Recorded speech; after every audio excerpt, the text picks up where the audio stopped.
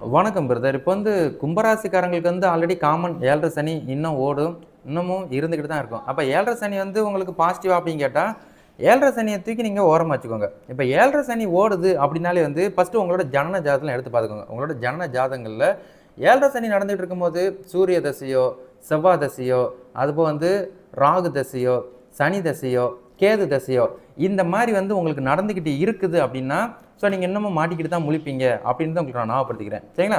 ஒரு வேளை உங்களுக்கு வந்து இந்த மாதிரி தசைகள் ஓடலை, ஸோ நான் வந்து எனக்கு வேறு மாதிரி தசை என் ஜனன ஜாதகத்தில் நடந்திருக்குது அப்படின்னா நீங்கள் தப்பிச்சுக்கிட்டீங்க. இது ஒரு கூற்று.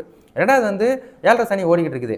அது வந்து உங்களுக்கு 2வது ரவுண்டு பொங்கும் சனியாகவே இருக்கிறார் அப்படின்னா அவர் வந்து உங்களுக்கு சிறப்பாகவே செயல்படுவார். ஸோ வந்து நம்ம வந்து ரொம்ப கஷ்ட நிலைமைக்குள்ளே போக மாட்டோம். எப்படியாவது நம்ம இந்த வாழ்க்கை வாழ்வாதாரத்தை மெயின்டைன் பண்ணி வந்துக்கிட்டே இருப்போம். ஸோ அது ஒரு கூற்று.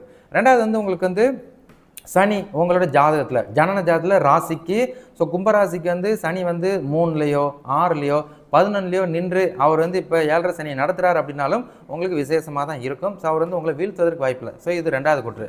3வது ஒரு கூற்று, ஸோ சனி வந்து உங்களுக்கு ஆட்சி பெற்றிருந்தோ இல்லை உச்சம் பெற்றிருந்தோ திசையை நடத்துகிறார் அப்படின்னாலும் சிறப்பாகவே இருக்கும். சரிங்களா? ஸோ இதுதான் உங்களுக்கு ஒஸ்ட்டா அப்படின்னு கேட்டால் 7:30 சனி வந்து ஒஸ்ட்டு தான்.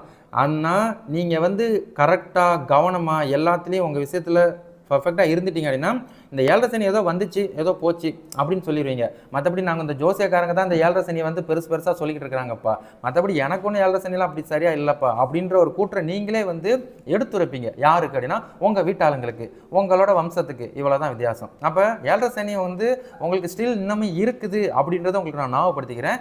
அதனால் 7:30 சனி காலங்களில் கவனமாக இருந்துக்கோங்க. எல்லாத்துலேயும் பட்டும் படாமல் கவனமாக ட்ராவல் பண்ணிக்கிறது நல்லது.